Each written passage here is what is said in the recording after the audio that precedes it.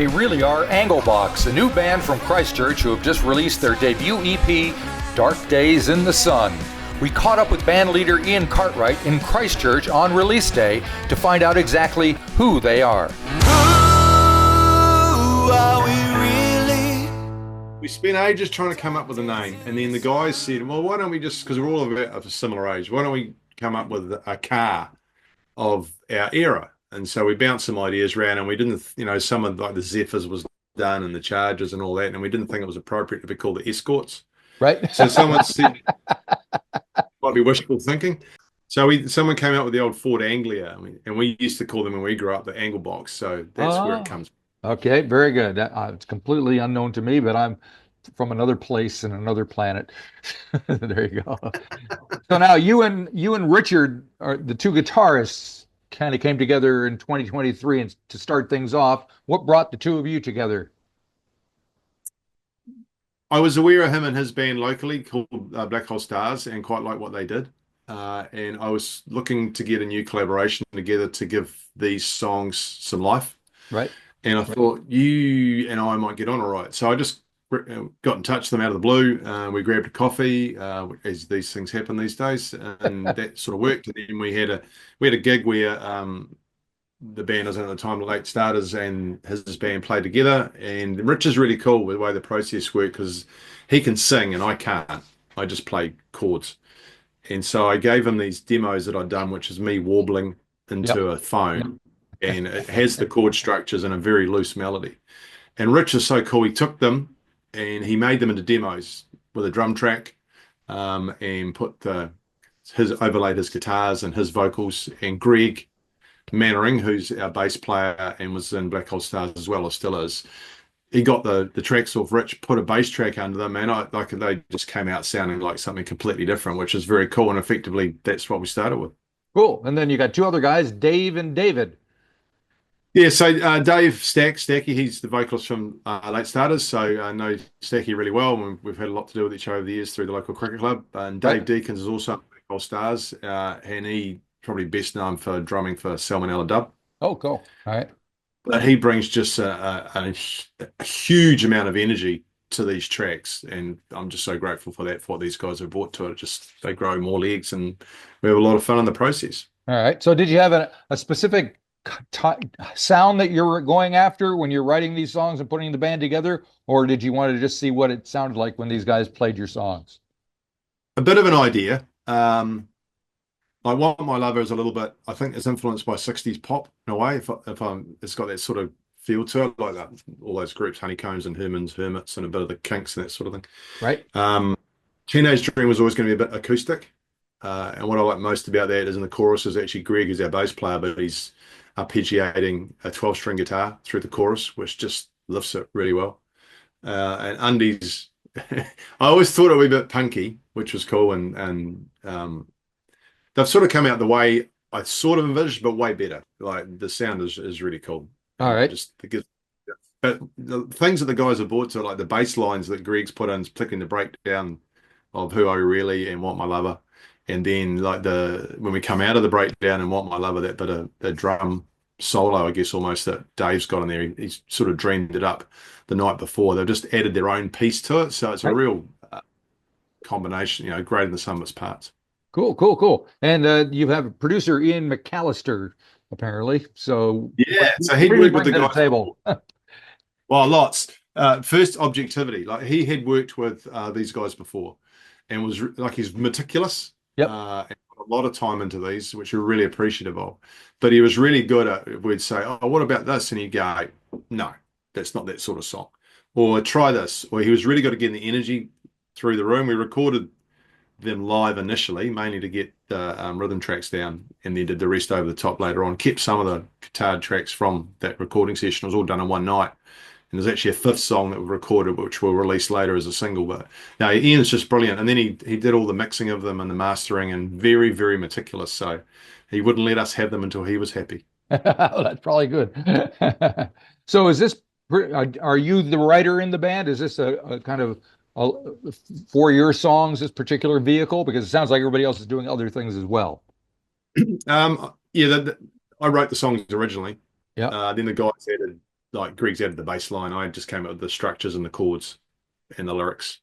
And occasionally Stacky will say to me, Ian, there's too many words in that and the line, which I've got a habit of doing. We have to take a couple out, or Right. this doesn't quite work. Yeah, so that was the although that's what instigated it all. It's it's a collaborative effort and a whole lot of fun. Okay. So tell me a little bit about your musical background then. What has gotten you to this point? What was your first musical thoughts and feelings and remembrances and stuff like that? I guess Teenage Dream probably captures that in a way. If I'm honest, it's a little bit autobiographical. what we dream we'd never do, aspire to achieve it's true.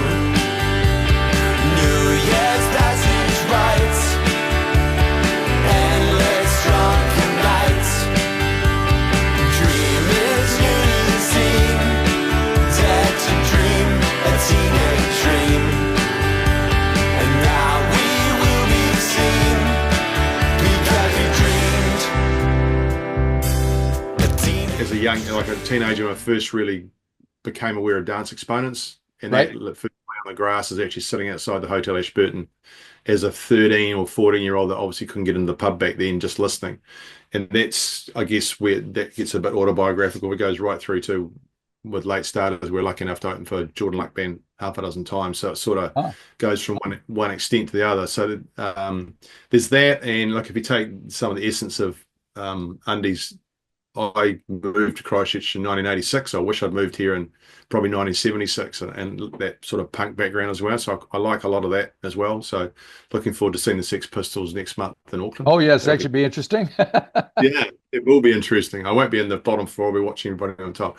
So I like that. I like a lot of pop. I think the first record I ever bought was Racey's album, and then the second one was Billy Idol. So there's quite a difference between those two. So yeah. Yep. Yeah. Okay. All right. So yeah, the Pistols concert is going to be one of those things that everybody has an opinion about, I think. So with Absolutely. I just go there for the fun. I mean, they are ostensibly a lot of those songs, I think, quite poppy in the way that they're oh written. yeah, they're great songs, no question about it. Yeah. So, yeah. So yeah, a lot of that. So heavily influenced by early 80s New Zealand music. I think there's elements of the Bats and the Clean come through in Teenage Dream. Right. So it's a shapeless sort of hodgepodge of everything I've listened to in a way. And same for the guys. So like we're all of that era too, and love a lot of that stuff. So it just Okay. comes through. Stacky's the young boy. He's a little bit younger than the rest of us. So Right. And what is it about his that brought him? Because he's the vocalist, so it's a fairly important member of the band to be. He's the guy that's kind of what most people are going to be listening to first off. he was quite keen in doing more original music and likes the songs. And we've done a few together, previous bands. So he was very keen about that. And there's more coming too. So he's quite enthusiastic about them. And the great thing with Stacky is that, particularly in recent years, he's really grown, and we're quite proud of his vocal range and what he brings to them. There's no modulation or anything on his voice. That's him. Yeah. And he's got a great range. And unlike me, particularly, he can sing in tune. Oh, okay, that's always a plus. Well, it's usually a plus, but punk. Yeah. I'm only allowed on the gang. I was only allowed on the gang vocals of Undies on the Lawn. Other than that, I didn't sing on any of these tracks. Right. With I'm afraid to even reason, ask what inspired Undies on the Lawn. I've looked everywhere, can't find them anywhere. I wonder where they are. Then I saw them, can't ignore them lying by the car. There's my undies on the lawn, out in the fresh air. Undies on the lawn, they wear my best pair. Undies on the lawn, won't get no sympathy. Undies on the lawn, feeling the fresh air. Undies on the lawn, can't wear my best pair. Undies on the lawn, why will become a me? my wife and I were out for a walk in Twizel one winter's morning and came along the footpath, a frozen pair of undies on the footpath. And I just said to myself, I wonder what their story is, how they got there. And I think the title came that day. And then it was just like, most of my stuff is made up, and I just build a story around it and then Right. try to get I guess you learn over time what makes reasonable songs, and it's trying to work out the alliteration, the assonance, and build a bit of an arc, a resolution, something that's, try and get some hooks in there that people can sing along to and have a bit of fun with that. So, and that's what it's created, just a bit of fun and a bit of a talking point. Gotcha. All right. So you mentioned you got another song kind of in the waiting in the wings to record and release. What else have you got planned? Do you see an album, a tour, or anything else happening this year? There's possibly yes to all of the above. I don't know about a tour. I don't know how far we go there. So yeah, there is a fifth track that we recorded. Dark Days in the Sun's got 4 tracks on it. There's a fifth one which is done. We'll just release that a bit later on. And then next week we are going back into the practice room. We've got 4 more new tracks Right. at the same demo version that we did the other one. So we're Oh, busy listening to those. So we're hoping that'll be at least another EP, if not the completion of an album or something that we'll start recording later in the year. And then there's that will then actually give us a set yes. because we don't have one yet. Ah, So it'll yes. give us 9 tracks. And there's a couple of opportunities we think later in the year we might be able to get out in front of some people. So that would be cool. Cool. And what's the scene like down there in Christchurch? Are things happening musically? Yeah, a lot more. Like Christchurch as a whole has got a real good buzz to it. And so there's a lot happening. We've had some good acts through, like She Had just played Yeah. Part of the Loud Forever just recently. Those big acts come through. Thought I was at the Stranglers 2 weeks ago, which is very cool. Love that. But lots of independent bands playing too, and just getting some more venues out there. Like venues like we've got a Rolling Stone, they do a great job supporting people. And so it's pretty cool. Yeah, there's lots happening. And that's part of the challenge too, isn't it? There's a lot going on and just trying to get your creativity out there for those that you think might like to listen to it. Yep. But we play in a slightly different space, I think.